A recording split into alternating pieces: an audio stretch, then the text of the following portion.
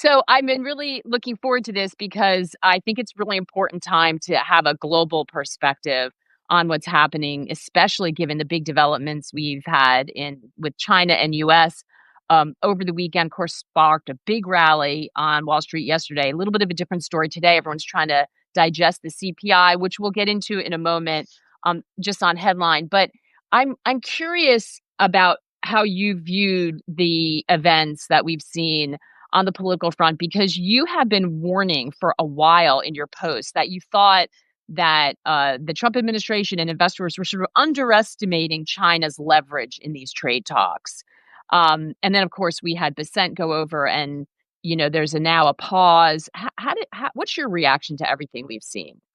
So, Maggie, I obviously have been like everybody else, kind of poring over the statements and the videos, the interviews, and everything. But it kind of occurred to me that we have indeed witnessed kind of a staring contest. This was the theme that everybody was kind of the metaphor that everybody was using. But the staring contest wasn't between the U.S. and China.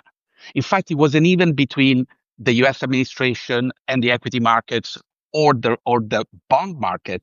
It was between the administration and the American public. And the reason why I say that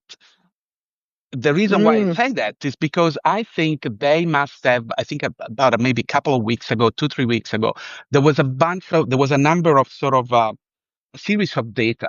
Some were soft, some were harder, but there was a fairly strong data pointing to raising economic damage accruing as a result of what was in essence an embargo between US and China. And I just want to reference a couple of points. Well, the first one was this very interesting survey that was done by an economist about prices on e-commerce sites, increasing prices based on provenance. And surprise, surprise, you could see right after the April 2nd, you could see the price of Chinese goods coming from China spiking up. So what was pointing to is that already as inventories were being depleted, the vendors, the business selling those products have already started to raise prices. So that's a pretty concerning number because obviously it's a harbinger of much, much more. And then the second set of data that I think it was also important was any variety of polls and surveys pointing to growing, concern in the public about the impact of tariffs. And obviously we can, President Trump is many things, but what is not is an ideologue. He's a very pragmatist, is a world great connoisseur of the media, and he's a pragmatist. And I think the White House must have realized that potentially the cost of this wave of policies was perhaps not worth what the realistic outcome could have been in the way of obviously reducing dependency, et cetera, et cetera. So at some point they must have decided, say, you know what, time for a bit of a I don't want to call it a turnaround, but a bit of a change. And that's I think what has led to the Geneva talks and the decision effectively to bring back tariffs to essentially 10%, because don't forget that the fentanyl, the 20% was prior to Liberation Day. So essentially, China was granted, those stayed in place, and in fact, Treasury Secretary Basant has already mentioned that there is a possibility if the fentanyl discussions sort of get to a good place, they may remove those as well. So that will leave China with essentially 10%, which is kind of the baseline. What the UK got after a trade deal already. So I think there was a show of pragmatism, and which is also I think it speaks to the health of the American democracy in a way, because obviously the public does at the end of the day has the right to decide, where policy should go. Now, is this the end? Have we seen the end of the whole tariffs, uncertainty. I don't think so, but I think that the worst may be behind. That was exactly my question, if you feel the worst is behind. I like looking at it, through the lens of gauging the public temperature, because you're right. I mean, it is where Trump's strength lies, so it would make sense.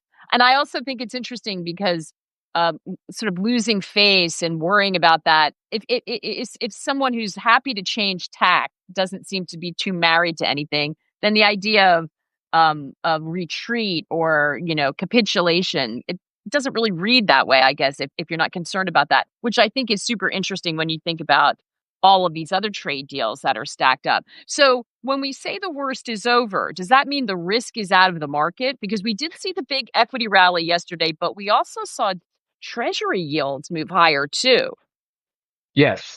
So absolutely. First and foremost, I feel, reasonably comfortable saying that the worst may be behind, but obviously we're not out of the woods, so to speak, altogether. Obviously, one area of concern is that, as you mentioned at the beginning, I think the China's leverage is largely poorly understood. And obviously, the question is China going to try, given the fact that they have realized, obviously, what the pain point is for the US administration, which essentially is approval ratings? Will they try? Yeah, will they try to, you know, further take advantage of that?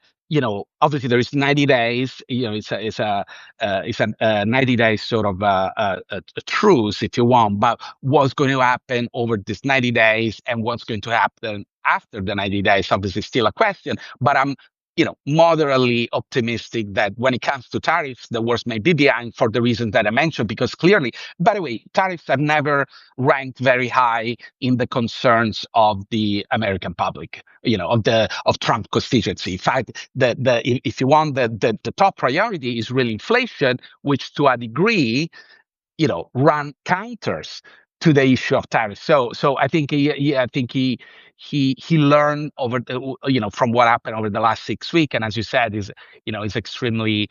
I think this is a quality in any politician. He's willing and able to change his mind in a way, obviously, that minimize loss of face, but definitely.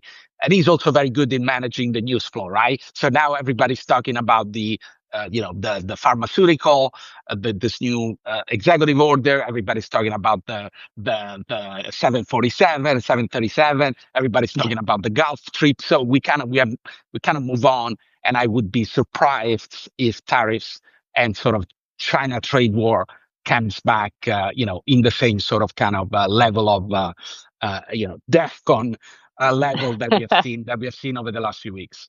That's a really great observation. You're right, because just going over the headlines today, that absolutely was what was dominating, and we seem to have moved on. Real quick, because I want to ask you about your investment thesis and whether anything's changed based on this, because you have a very interesting one. We did get CPI out. We're seeing, the early reaction doesn't look like too much movement. I mean, it came in sort of in line or a little bit better than expected. So no scary upside surprise. And it looked like, I think more the surprise is what the reaction in the Treasury market, which is not much of one. Yeah, obviously, again, to me, the bigger thing, the more consequential and long lasting is that what has been happening between the rates and the dollar. So essentially, we have seen to a degree a breakdown of certain relationships that we all thought they were going to sort of continue to function. Just one thing.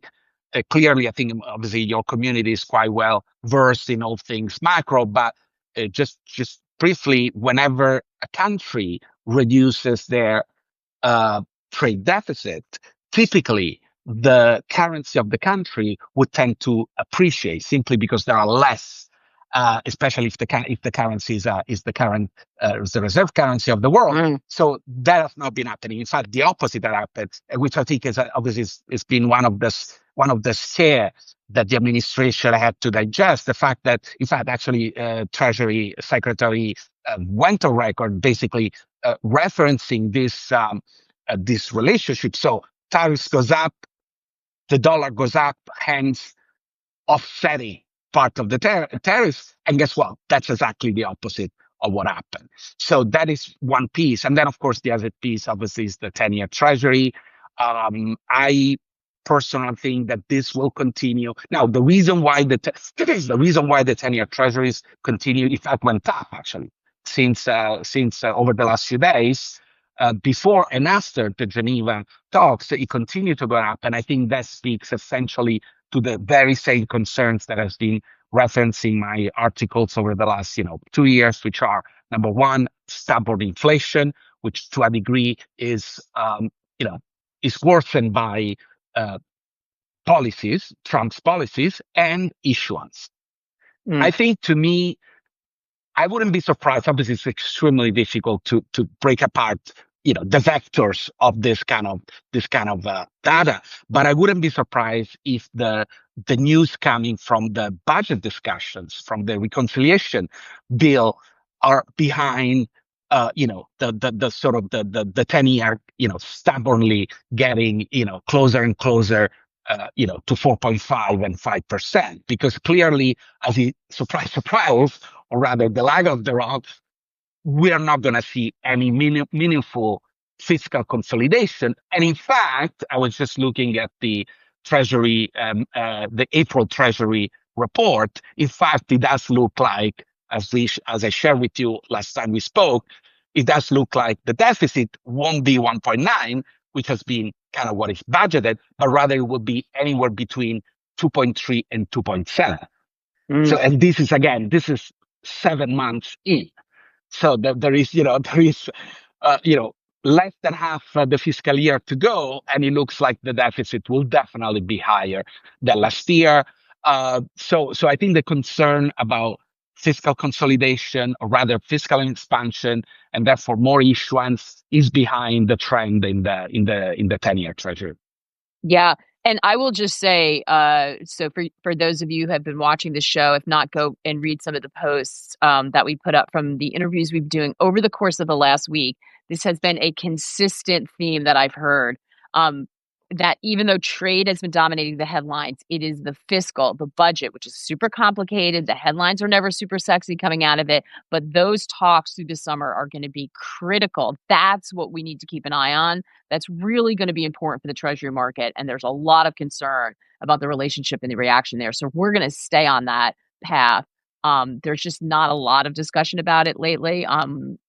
Blind Squirrel was joking that he tried to find an article about it and had a hard time on the Bloomberg. But all of you, I think, are on the front edge of really identifying that as super important as we head through the next few months. So let me ask you, let's talk about your investment thesis. I think this is gonna be really interesting for people.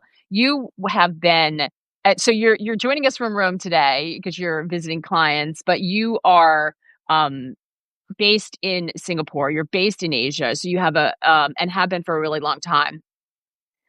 First of all, what are you advising in terms of U.S. assets for your clients? Are you steering clear of them? Do you believe is this sort of great rotation out of U.S. assets still in play, especially given what we saw yesterday? If you look at the gains from the Mag 7 from the bottom of April, they bounced a lot, right? So Yeah.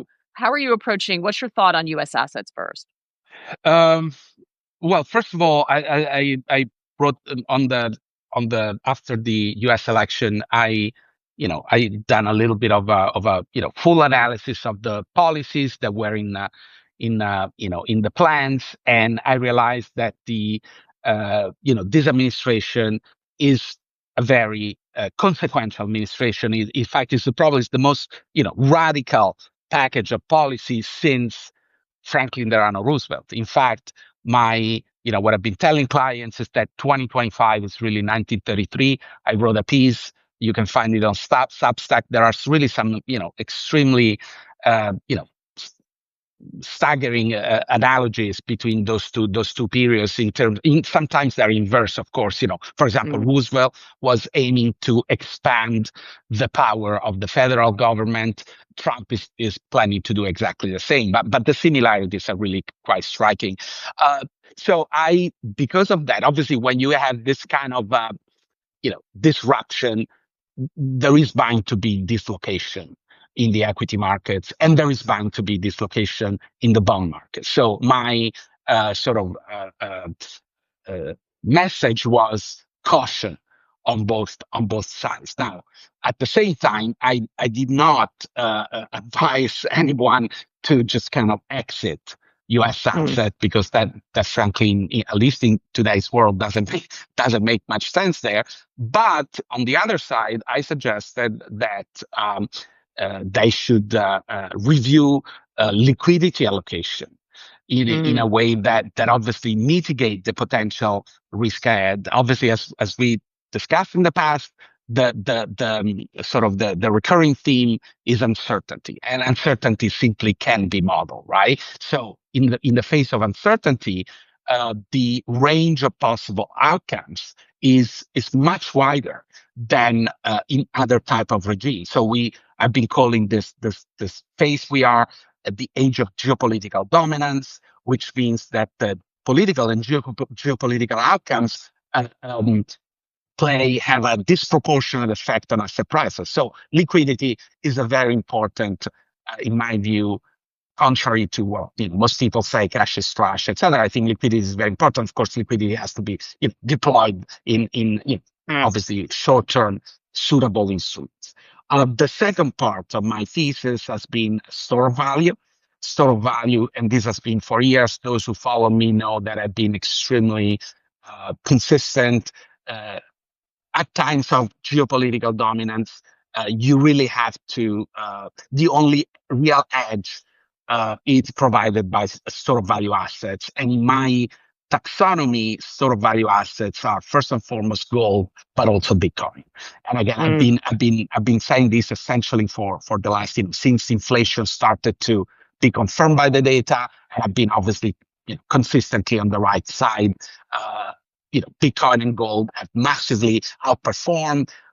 They continue to outperform. Just to give you an idea, in January, Bitcoin and gold were the top two performing assets. Yes, well, surprise, surprise. Today, they're still the top performing assets. Of course, there is a little bit of volatility when it comes to Bitcoin, but again, I suggest obviously not investment advice. Talk to your financial advisor, but I suggest everybody should consider store of value assets a very important sort of part of their portfolio allocation. And then it comes to equities. Equities is obviously more complex. I think U.S. equities are overvalued, to be blunt. I mean, we're looking again. I've checked as of Friday, forward P at 21. I think it must have slightly gone up. If you look at I like to look at the CAPE, means on a longer term cyclical P, cyclically adjusted P, and US the S&P 500 are at 37 stake, which is massively above the average. So clearly there is a concern about valuation. Does that mean you exit US equities altogether? Probably not, but you really need to be a lot more discriminating. There are sectors in my view that are far more attractive than others. Again, I like to use duration, which is essentially the time and the complexity that it takes for a company to so the percentage of the valuation of the P of a company, which is justified by current earnings as opposite to future earnings, that to me is a way to gauge the duration of equities. So a bit of caution, maybe taking some gains on the US side, and then of course the issue of rotation. Now, and this is where my thesis gets fairly different from consensus, because obviously even on your channel, people that I respect and esteem, but they've been talking consistently about Europe. And I have to say, I'm European, but I can't really share much optimism about Europe. I think Europe is, I wrote about it, there is some fundamental problems, and there is far more risk than consensus appreciate when it comes to European equities. So whereas, well, I have to say, I'm typically early, but that's what my clients pay me for, right? Because you can only get alpha when you are out of consensus. If you're in consensus, by definition, you're getting a best beta, and worse, you're losing money, right? So in order to get alpha, you have to be out of consensus, and you have to be right. So back last year in January, I started to develop a growing conviction about Chinese equities, and in fact, that conviction, paid out handsomely. Chinese equities since January last year are up almost 60%. This year, I was just checking, they're up 18%. Yeah, yes, 18%, more than 18%. Obviously, massively outperforming pretty much anything else. What's fascinating to me is that there is virtually no topics, there is virtually no narrative about this. And that really what makes me ever more convicted, because obviously that means that, I'm still early in the thesis. And of course, it's a more complex thing. I have to say, not everybody has the tools and the understanding to unpack and understand the thesis. And that's probably why it's underweighted. But I believe that, there is a critical mass of drivers to this thesis that eventually I think will make it more and more appealing. So I think Chinese equities versus European equities, definitely the former, in my view. Now, one word of caution: there is a little bit of an asymmetric risk, which has to do with jurisdiction. Those of your listeners that are based in the US have, they must be aware that there is a higher risk, because obviously the US administration at some point may decide to deploy policies that may be against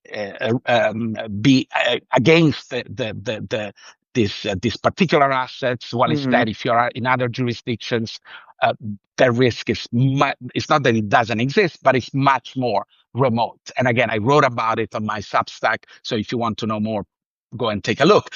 But basically, so that's kind of in a nutshell. That's my kind of the way I look at things, the way I look at portfolio strategy.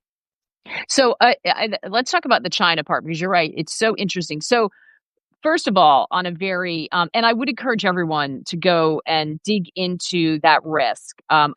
We can go into it at another time if you all want a specific conversation on that. But this is really the benefit of Pietro being based in Asia and really understanding some of the complexities and how you express the China trade. And we'll try to touch on it a little bit, but some of the policies around that, what might happen to ADRs, and how you sort of weaponize some of the financial transactions that may be at risk. I would encourage you, before you do anything, to dive into that. It was a great post. So on the China play, first of all, you even though it's been the best performer, because we have seen it really move, you don't think that the sort of easy gains are over. You see this as the beginning, not a crowded trade. Absolutely. And again, let me unpack a little bit. First and foremost, there are three, and then I can double click, obviously. There are three main drivers, mega drivers to Chinese equities. The first one is fundamentals. Basically, China fundamentals are, they have bottomed already, I think, by my pencil a couple of years ago, and they're slowly starting to pull up. Okay. So, for example, I was looking at the data on the Labor May, very important Labor May holidays. And, for example, traveling was up 60% and has kind of reached a new all-time high from the pre-COVID period. I was looking, for example, at the hotel bookings, the OTA data on there's this huge platform called Chunar, which essentially is like it's like Expedia or whatever for China, and actually the booking of higher end hotels is actually massively increased. So there's a growing body of evidence showing that the worst in terms of sentiment and in terms of number may be behind. Okay.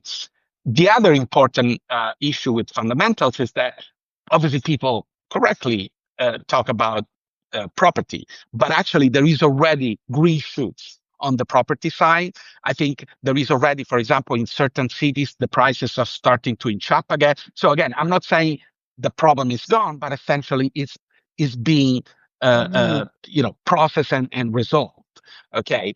And then of course the third issue is that again, you can find alpha when you can access alternative correct alternative narratives, right? So the dominant narrative about China's economy is like, t-shirts and LCDs. Okay. Well, guess what? There is actually a growing part of the Chinese economy which is at the forefront of technology. And in fact, I was reading this fascinating paper. Also, again, it can be found on my Substack, the link. There is a paper from the Australian Centre of Strategic Studies, which essentially tracks the most important, the most consequential 44 technologies globally, and they rank countries. And guess what?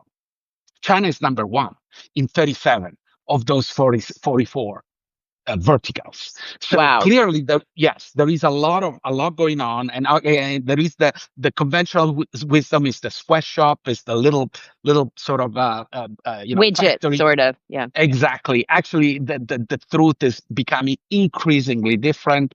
They have this what I call dark factories, where essentially are 100% robotized, automated factories, and they call it dark factories because they don't need to keep the lights on, and so everything happens Mm. essentially with automation. So I think there is increasing momentum, which will lead to increasing productivity which of course, is the, mother's milk of earning per shares, right? So this Hmm. is on the fundamental side. Then the second massive tailwind is the policy side.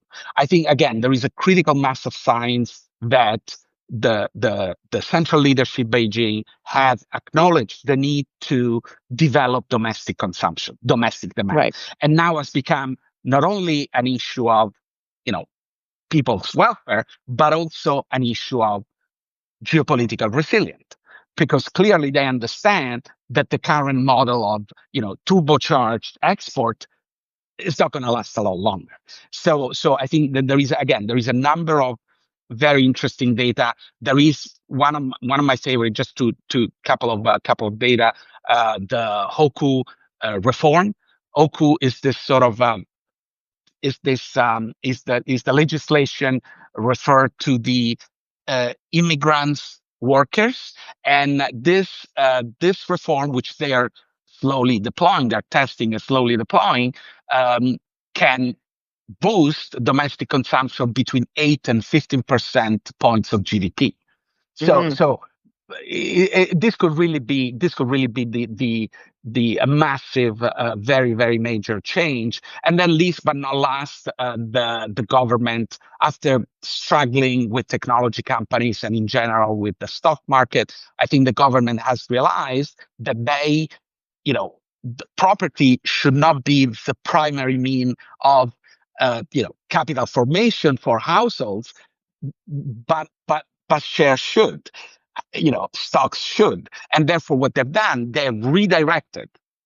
Literally, they've they've issued a number of policies that redirect savings to the stock market. In fact, this what's interesting, very bullish. What's interesting, the rally in Chinese equities is mostly endogenous. It's mostly domestic. There is very little foreign capital boosting equity prices yet. So this is really, I think another Hmm. important issue. Third, least but not last, geopolitics. Geopolitics, essentially, as I said, on one side, reinforces the need to develop the domestic aggregate demand. On the other side, you know, creates that need to redeploy. Sorry, I wouldn't call it a need yet, but really kind of begs the question of maybe some of these. There have been $9 trillion in 5 years. $9 trillion of foreign money flew into the S&P. Okay, and even more obviously previously. So some of this money, at some point, by hook or by crook, may need to find another home. And I Hmm. believe China, obviously not the whole amount, but China will be also benefiting from that, also on a relative basis. I mean, don't forget, for example, the Chinese stock market is twice the size of the European market. Even Ah. even before you start considering, the problems with Europe. Okay, so Yeah. it's a much larger market. Also, some things that most people don't understand. Um, the Chinese M2, so liquidity, Chinese liquidity, essentially, hard money and deposits is twice the size of M2 in the US.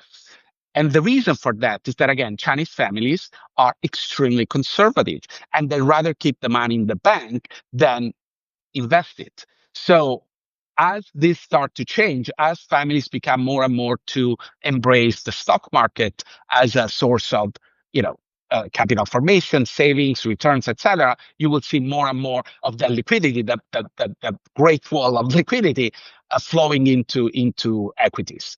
So this is kind of in a nutshell. This is the reasons why I'm still bullish. One last thing, Scape 17% below historical average. So still today, as of April, Chinese equities are still cheap by Cape basis.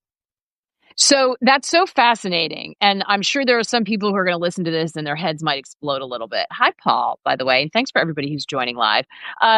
So let me, we'll have to sort of, again, this is the beginning of a discussion and we'll unpack it. If you have questions, if you have an alternate view on this, because there are some people who just think China is uninvestable. We know that, right? China is uninvestable. It would be great to drop them in the comments or hit us up or message us. Pietro, I'm sure we'd be happy to engage with you on that.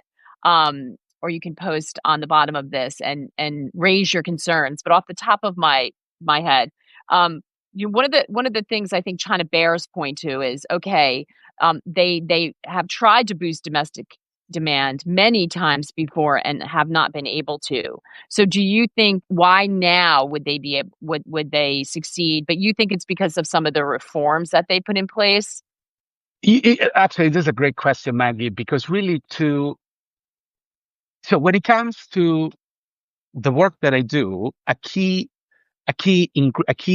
asset is the ability to understand what moves policymakers, how policymakers make decisions, the reaction function. So what happens is that people like Xi Jinping grew up, they were like directly exposed to the 1989 Tiananmen protests. Yeah. And guess what? Most people don't understand that one of the reasons, a primary reasons for that episode was actually inflation, which at the time was above 20%. So the Chinese leadership is extremely, also don't forget, these are history buffs. Someone wrote, I think it was Neil Ferguson or someone wrote that in the corridors of power in Beijing, the language spoken is not economics, it's not finance, it's not that, is history. So they understand that inflation is what undermines dynasties. And guess what? They are extremely concerned about fiscal stimulus because they are concerned about inflation. However, I think they've also started to realize that the need to develop domestic demand is in fact, an imperative, and there are ways to do it. One other issue, one other asymmetry, if you like, is that we are so used to, whatever it takes, the bazooka, Secretary Paulson getting out of the meeting and say, okay, we're going to do this. That's not how China works. Okay. China works in a totally different way. And for example, most people don't understand that more than 80%, I think 82% of the transfers to households is done through the provinces. Yeah. Not through the central state, which means in this case, the provinces have been absolutely nuked by the property prices, the property crisis. Yep. So what they need to do, they've been recapitalizing the provinces first as a way to then deploy, appropriate stimulus through the provinces. So it's a different process, but I think again, critical mass of data, critical mass of science signals show that sort of that tipping point has already played out, and I think we will see growing domestic demand. Also, as I said, because of geopolitical reasons. I mean, we just can't believe that Beijing will just continue to say, okay, at some point there would be barriers, not just in the United States or Europe, but there will start to be barriers in emerging economies as well. And I know they understand very well that obviously Well, to they your need point, to. right, to your point, trade barriers, because we already see that when it looked Yeah. like an embargo here, they were quick to redirect all those cheap goods were going to flood other markets. And so in this sort of, global increased tension, trade tension, you can imagine that that was be the case. So I'm sure the Chinese were painfully aware of it. So if that's true, and this is not, I guess, questioning whether they'll go down this road, but it's like, if they were watching what's happened over here, well, we'll create a property boom and build all of these ghost apartments, nuke the provinces with all these empty, now worthless, overbuilding, pump it all into property. So now we've got this massive property bubble. Oh, I have an idea. Let's financialize the economy and push everybody into the stock market. What could possibly go wrong? Like, why would they? I mean, if Rudy Havenstein's watching this, we just talked about the over financialization and what that's created here. Everybody's in the stock market now, and there's I think a great economic threat to that. Would the Chinese really go down that path, or just it's just a matter of they have no choice? They've got to figure out something other than property, and that makes the best sense is to sort of make it about equity markets. That seems terribly risky. Well, but again, let me tell you that they think they've already turned the corner. I mean, last year there were 5 separate pieces of regulation aimed to boosting stock ownership, stock as a sort of primary destination for savings. And one thing, again, you need to be able to abandon the sort of the models that we may have seen in the US or in in other countries. Right. For example, in China, they are focusing on dividends, which is again another great opportunity. So basically, they're saying, they realize, say, wait a second, if we channel capital into companies, we can strengthen the economy as a whole, and also we can create a system where the people participate of the productivity growth. So companies have been it's been made very clear that companies must pay dividend. In fact, the dividend payout since August last year, which was the time when they issued this regulation, has gone up. In fact, now there is a number of the dividend yields in Chinese equities is much higher than before. So again, it's don't necessarily think dot boom or Mag 7 or it's a different model.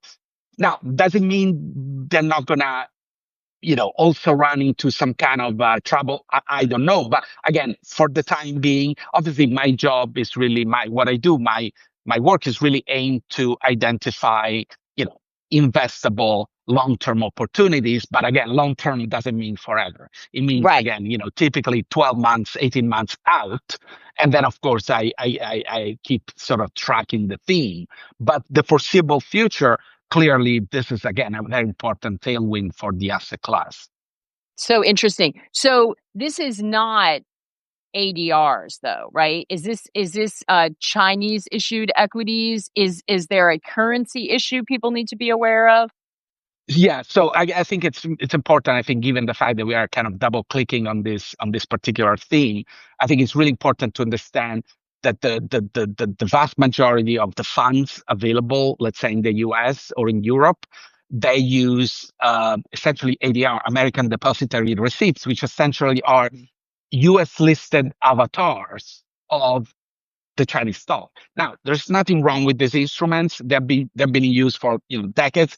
Problem is there is a part of the administration that has been thinking about delisting these ADRs. So clearly, you need to be first of all, again, as I said, there is a different jurisdictional profile, a jurisdictional risk profile. If you're based in the US, you need to look at these opportunities with a slightly different sort of risk management than if you're based in Singapore or Hong Kong or somewhere else, so or Europe perhaps.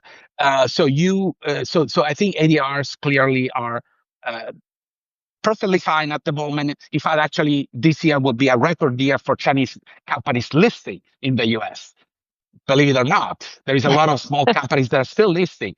But clearly, you must be aware that obviously, should the relationship between the two countries sort of start to turn for the worse, there is a possibility that these instruments will be delisted. Now, what happens if they're delisted? I don't know, but it doesn't matter. I would avoid it also because you can buy the same company on the Hong Kong stock market anyway. So obviously, again, not investment advice. Some people may be more comfortable. Some people may not be able. I don't even know, to be honest. But obviously, my clients are, fairly sophisticated family offices, and obviously they're the ability to manage to take this opportunity and to manage the risk as they see fit. Yeah. And I'm sure that given some of the risks out there, there will be some, savvy firms that will try to figure out a way to access locally. I believe I've actually talked to some of them. I'm not going to mention any names, but I'm going to make some calls and I'll have them back on to talk about that because I think they are doing this exact same thing to sort of try to quantify some of that risk out there and get exposure through something other than an ADR. More on that, people, in a coming Substack Live. So let's just finish back with diversification, because I love, Pietro, when you said before, emphasizing on things like liquidity and some other aspects when you're talking about diversification. We just tend to think stocks, bonds. So looking globally, thinking about things like liquidity and having access to liquidity when risk is high. And you talked about what we sometimes call hard assets. You call self-custody, this idea of what, like, redefining a safe haven, I think was one of your posts. Gold and Bitcoin. Let's start with gold. Again, you were early on this, but a lot of people have come around to that. We've seen gold really outperform. Does it feel like that is just going to be up and to the right, or is this something that is now going to, have some pullbacks? Because this is what everyone grapples with. If I miss that rally, do I buy here and it feels like a high? Am I going to get a different opportunity to get in? How are you thinking about gold? So I actually, it's funny because I just finished writing a piece which I will be publishing the day after tomorrow, which is a thought experiment to answer the following question: how high could the price of gold go? And I use three different frameworks to answer the question. And but the underlying consideration is that all the drivers that were supportive of gold prices over the last 4 years, they continue to be in place.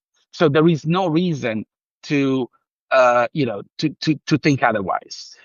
In fact, the question should be, do I, again, granted the investor understand where they are in the kind of longer macro cycle.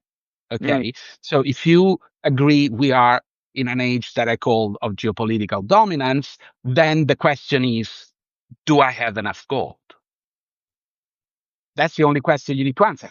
I cannot answer for you. I cannot tell you. No, it depends on, as you know very well, on your specific circumstances. But the question should be, do I have enough gold? Do I have enough exposure? Is the exposure correct? Because there are many ways to get exposure to gold. But basically, to get a long answer short, I think we may still be in the early stages of this move.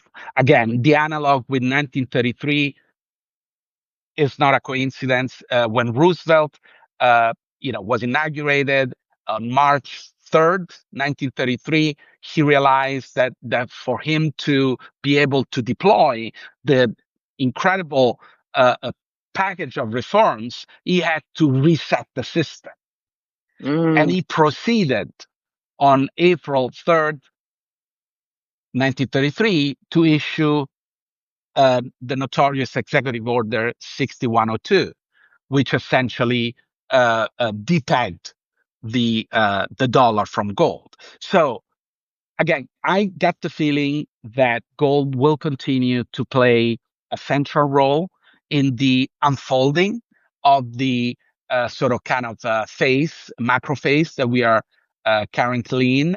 And therefore, obviously, each investors that cares about, preserving wealth and preserving purchasing power should at least consider whether they have, enough exposure or any exposure at all. Yeah. And any exposure at all is a good question to ask, because there are people who don't, because, it had been sort of something that did not work for a really long time. And certainly US based investors, when they look at that pie, when you get your 401, you just did not have that prominently displayed, right? It tended to be stocks and bonds, which is why we spend so much time talking about what real diversification looks like. Bitcoin, you also view that as a way to diversify into, against this sort of geopolitical dominance. But you mentioned before it was like a caveat because it comes with some risk of sort of volatile moves. It sounds like you still think we're in that environment where we have not totally decoupled from it behaving somewhat like a risk asset. Yeah. Well, again, first and foremost, full disclosure, I've been extremely, I've included Bitcoin into my model framework already back in 2016. So I've been, following and tracking and studying this asset for basically 10 years. Clearly, again, in my frame, first and foremost, the first thing to understand is the taxonomy. Bitcoin and crypto are two different things. If you are not able to understand what I just said, then you need to go and kind of, try to figure out how to understand it. It's like the same thing as saying, oh, gold and aluminum is the same thing. They're both metals. It doesn't make any sense. Or gold and oil are the same thing. They're two commodities. Okay. So Bitcoin is a very different thing from, all the other sort of kind of crypto digital assets, whatever you wanna call them. Bitcoin essentially is a store of value asset. Is in its qualities is essentially gold-like. In fact, there's a lot of advantages relative to gold. Now, differently from gold, the gold has been obviously in use for 5,000 years as a store of value. Bitcoin has been in use for whatever 15 years. So clearly there is an issue of adoption curve. So given the strict inherent mathematically driven scarcity for Bitcoin, obviously we have a behavior, we have a price action which is very different from gold. And as you eat it to, there are essentially Bitcoin price as two vectors. Think of it as two horses driving the price. One horse is the horse of speculation. Obviously, Bitcoin is extremely liquid. It trades 24/7 and can be, levered to any number you like. It essentially has been an ideal asset for speculators. The other horse is allocators. Now, the difference between speculators and allocators is that speculators buy Bitcoin to get more US dollars. Allocators buy Bitcoin to get less US dollars. So allocators are people like my client that will buy Bitcoin, put it on some kind of storage, ultra secure storage form, and just leave it there. Okay, so these two horses so far, the speculation driver has been often in the driver's seat, but since the launch of the ETFs, we have clearly seen an increasing dominance of the allocator. In fact, actually, there's a fascinating chart which essentially compares the Bitcoin price to the USD adjusted liquidity chart, and you can see, surprise, surprise, January 2024, the relationship breaks down, meaning that there is more and more holders of Bitcoin that are not buying it for trading, rather, they're buying it for allocation. And you can also see from the on-chain statistics, you can see, for example, the percentage of Bitcoin that has been moving 2 years. And you can see it's like, 60%, 50, 57, 60%. And that obviously speaks to extreme buy and hold as opposite to trading. You can see the coins on exchanges, et cetera, et cetera. So there is growing evidence, which was also reflected in the price action, as you know, over the last few months. Bitcoin has decoupled from Nasdaq, has decoupled to the T22. And as in fact, I was just checking now, I need to check today, but Bitcoin has a lower beta than the S&P, which obviously speaks to increasing stability of the asset, meaning, the marginal price is less and less. There is a buying pressure from allocators. So should investors consider this asset? Obviously, as always, as the ancient Romans used to say, in modus rebus, means it depends. It depends who you are. It depends on what the time horizon is. It depends on your portfolio. Of course, if you have a very large portfolio, I would say that, some kind of a single digit allocation to Bitcoin, it's fairly a no brainer. Obviously, again, it depends on the specific circumstances. But again, remember, Bitcoin, like gold, has a kind of a store of value role to play. Provided, again, I just want to say both. Yeah. Just want to for peace of mind, when I talk about store of values, when I talk about allocation, I always talk about self custody. Yeah, it's important to both for gold and Bitcoin. So we can talk about other means. We can talk about ETFs, etc. But in my book, if you really want to fulfill the 100% the role of a store of value, then you need to self custody the asset. Yeah, which is an important point. I love the talking about it with the two horses. I think that is it really helps people understand the sort of some of the dynamics that are around Bitcoin, but also that might be changing.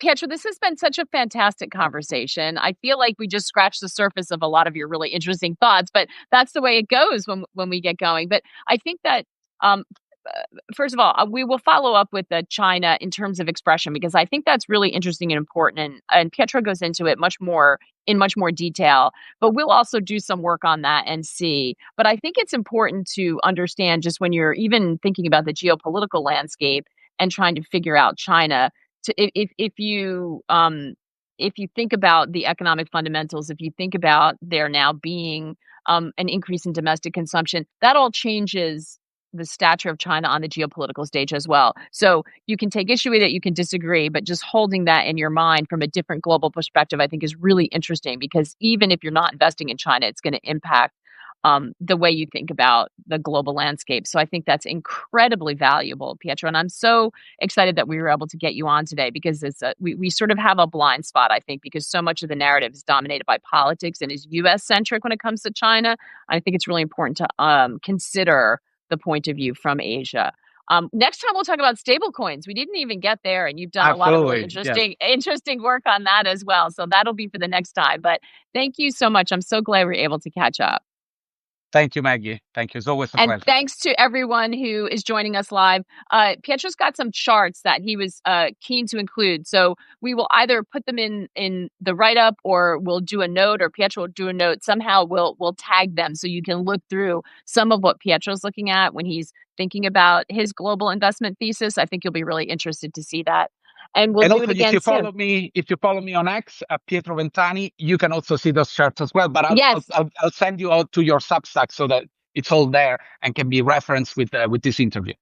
Yeah, I'm pretty sure we're co-authored on this, so hopefully you can post them directly. And again, Pietro's Substack is Swerve Insights. Pietro, thank you so much. This was such a pleasure. Thank you. Thanks, everybody. Have a good day. As usual, take care and good luck out there.